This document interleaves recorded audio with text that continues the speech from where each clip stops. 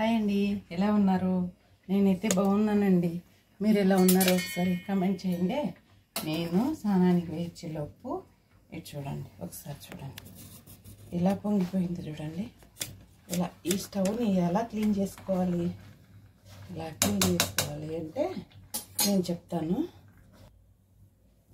ఇప్పుడు రైస్ అయితే పక్కకు తీసేసుకున్నాను. చూడండి ఎలా ఉంటుందో. ఈ స్టవ్తో ఇదేనండి పని.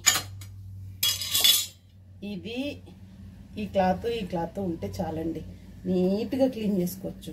మనకు వేరే క్లాత్తో పని అక్కర్లేదు, ఇంకోటి ఏం అక్కర్లేదండి. చూడండి ఎలా పోతుందో. అబ్బా పొంగిందే అనే పని లేకుండా నీట్గా క్లీన్ అవుతుంది. ఓకే, ఇది తర్వాత ఇది చూడండి. అసలు ఇంత నీట్గా అంటే విసుగు అనేది రాదండి. అబ్బా స్టవ్ మీద పడిందా మళ్ళీ తుడుచుకోవాలా అన్నట్లు కాకుండా చూడండి మీరు ఎంత నీట్గా క్లీన్ అయిందో.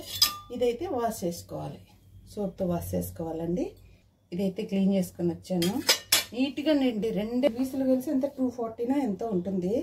చాలా బాగా యూజ్ అవుతుందండి, ప్రశాంతంగా ఉంటుంది. మీకు కూడా కావాలంటే తెచ్చుకొని స్టవ్ నీట్గా ఉండేటట్లే చూసుకోండి. ఎందుకంటే స్టవ్ నీట్గా లేకపోతే మనం వంట చేసినట్టు అనిపించదు.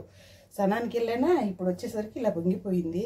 గబగబాలనే డౌట్ వచ్చి మీరు ఎలా చేసుకుంటారో నాకైతే తెలీదు, అందుకని ఇలా చేస్తున్నాను. ఇది ఉంటే చాలండి, ఏదైనా స్టవ్ ఏం పడినా, పాలు కానీ ఏం పడినా కూడా నీట్గా క్లీన్ అయిపోతుంది.